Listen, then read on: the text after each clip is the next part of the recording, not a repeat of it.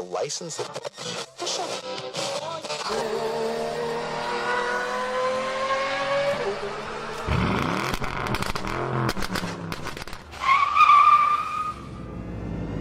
Meep, meep.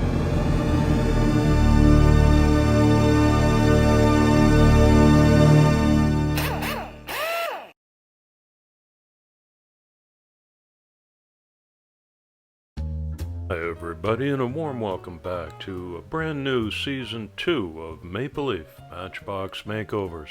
I'm Andrew, and on the bench today is a 1 to 60 scale Siku Alfa Romeo Montréal, which had a production run from 1971 to 1974.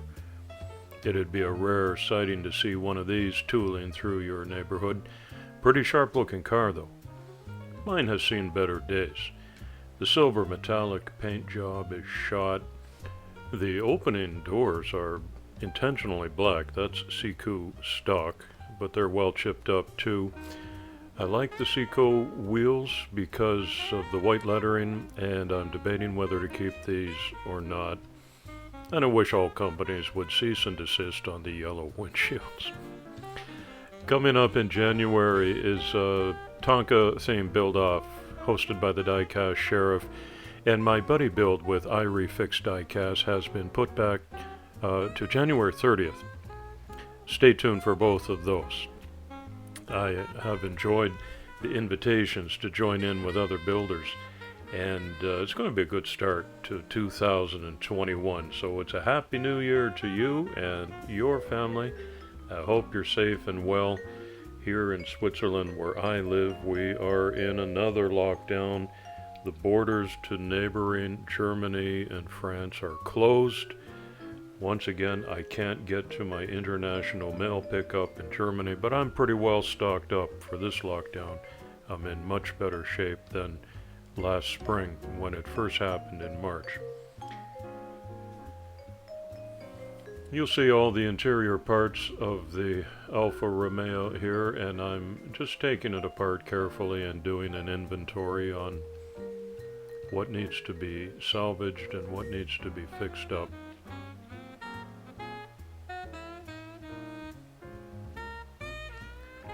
The Alfa Romeo Montréal was introduced as a concept car in 1967 at Expo 67, which I attended in Montreal, Quebec, Canada.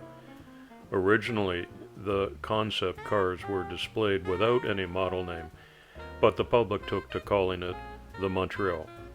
It was a 2+2 coupe using the 1.6-liter engine of the Alfa Romeo Giulia TI and the short wheelbase chassis of the Alfa Romeo Giulia Sprint GT, with a body designed by Marcello Gandini at Bertone. One of the two concept cars built for Expo 67 is displayed in the Alfa Romeo Historical Museum in Arese, Italy, while the other is in museum storage to this day.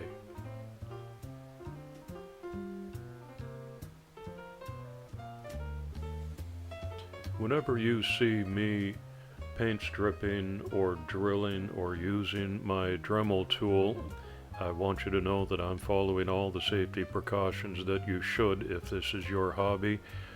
Respirators for the chemical time in the paint spraying, and absolutely and without exception, goggles are worn whenever I'm using a power tool for drilling or sanding.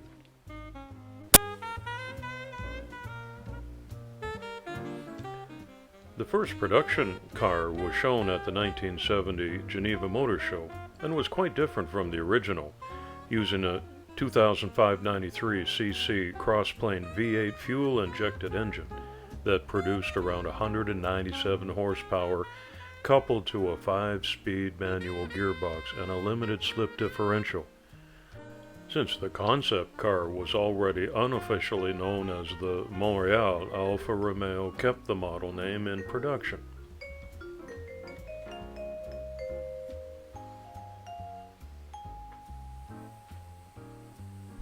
One of the most satisfying parts of the restoration process to me is the bare metal detail that you see me doing here, using the wire wheel brush and maybe a brass brush for a little softer touch, and then switching to this Scotch-Brite attachment. I just am so happy to see the change that takes place in the luster of the bare metal finish.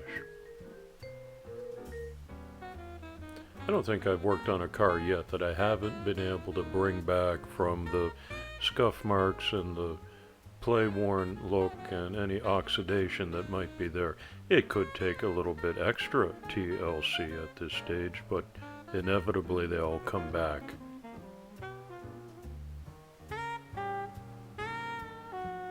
I'm giving this one a careful polishing, as you see here with metal polish, and I've switched to a felt buffing wheel tool as an attachment on the Dremel, because I'm going to give this a special paint job that requires a real ultra shine on the bare metal. And the base gets the same treatment.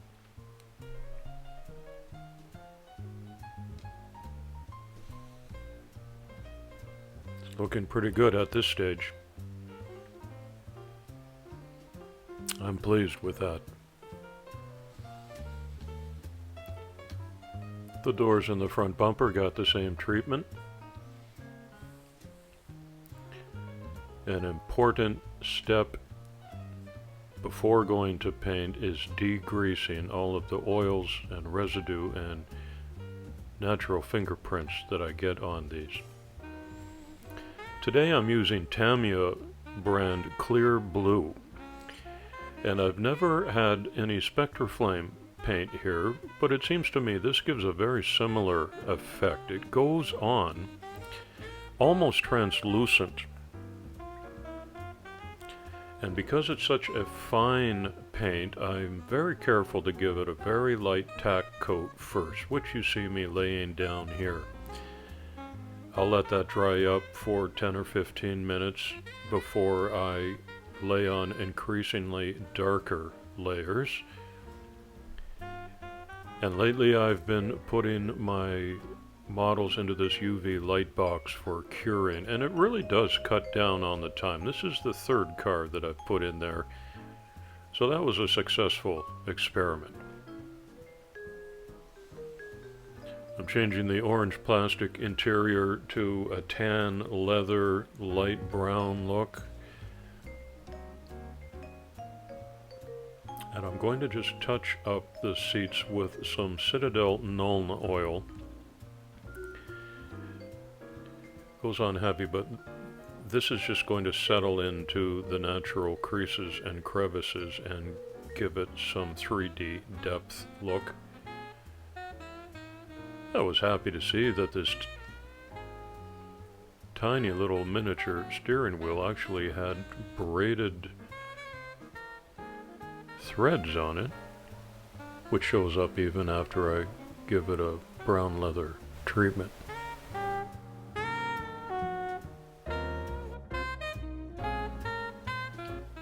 While I take the time to polish up this windshield, you might be interested and even surprised to learn that the Montreal was more expensive to buy when it went on sale than the Jaguar E-Type or the Porsche 911. It's true. When launched in the UK, it was priced at £5,077, rising to £5,549 in August 1972, and right up to £6,999 by mid-1976. That put it in the exclusive price range. The Montreal remained generally unchanged until it was finally removed from price lists in 1977. By then, production had long since ceased as Alfa struggled to sell their remaining stock. Total production was around 3,900 units. Interestingly, none of them sold in Montreal, since Alfa did not develop a North American version to meet the emission control requirements which applied in the United States and also in Canada, including the city for which the car is named. While I work at the front end, you will notice that stylistically the most eye-catching feature of this car's front end is the four headlamps that are partly covered by unusual grills that retract when the lights are switched on. The black Sharpie pen gives a nice effect to that, and I leave the chrome grill edging. The slats that I'm working on right now behind the doors contain the cabin vents, but apart from that, they only serve cosmetic purposes. You'll notice from some of the pictures of the real cars that I posted that the Alfa Romeo Montréal had 6 vents, but the Siku model only has 5. In pop culture, Alfa Romeo Montréal can be seen in the 1974 movie The Marseille Contract, where Michael Caine drives a metallic dark brown example. A careful observer can find a red Montréal in the beginning of the James Cameron movie True Lies, immediately prior to Arnold saying, "Here's my invitation." And a Montreal is also featured in the 2017 movie Atomic Blonde. One exciting new feature for my channel in Season 2 is this brand new Elegoo Mars 3D resin printer that I just treated myself to. This will enable me to print all of the extra parts and add-ons that you might find you need in a hobby like this. Wheels and engines and Gasland's weaponry and add-ons. It's going to be fun. It's going to be a learning curve, but I'm up for the challenge. And the Montreal gets only one decal on the back. It's the emblem, Alfa Romeo, and when I say this is super small, you gotta believe me on that. In the end, I put one on the front grille as well, but I did that after I shot all the video. It's reassembly time. Of course, all the paint has well cured for a couple of days now. Clear coat was applied, and the inventory is all laid out on this microfiber cloth, so I don't unnecessarily scratch or scuff any of this brand new finish. Movable doors are always tricky to get back in, but I managed that okay. And the dashboard and the interior, I ended up painting with a matte black, but leaving the bucket seats in the tan leather interior look. I thought that showed better through the large rear window. The base clicks back into place, and this sort of underneath front grille or bumper is the last item to be reassembled, and it's a single screw in the front because the back is held together by a clip that looks like a license plate holder. And the first car of 2021 is finito. Let's have a closer look.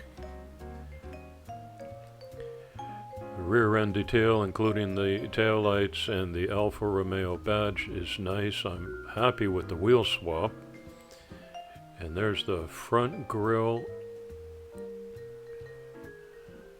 All I did was buff the underneath, and I'm quite pleased with this Tamiya clear blue paint job. It's really glistening in the lights. The doors are still functional. Look at the reflection of the lights on that. It is like glass after the clear coat has been applied. And we'll have to live with that yellow windshield. But what an upgrade from what I started with. Chip paint, terrible scuffed up windshield, and now it is just looking brilliant and high gloss. What a sharp looking car this is. The new Michelin wheels look good, and here in the diorama garage, under even brighter lights, the yellow windshield glows like a nuclear reactor. Well, I'm very happy with the first car of the new year, and it goes into a blister pack, but because this one is not kid-friendly, with the doors that could be swallowed and choked on, I will give it away, as with all my cars, but this will go to an adult friend who was a collector and a fellow enthusiast. I want to thank you for visiting my channel today. If you enjoyed this video, give it a thumbs up. Won't you? Thanks to all my subscribers, old and new. It's coffee time.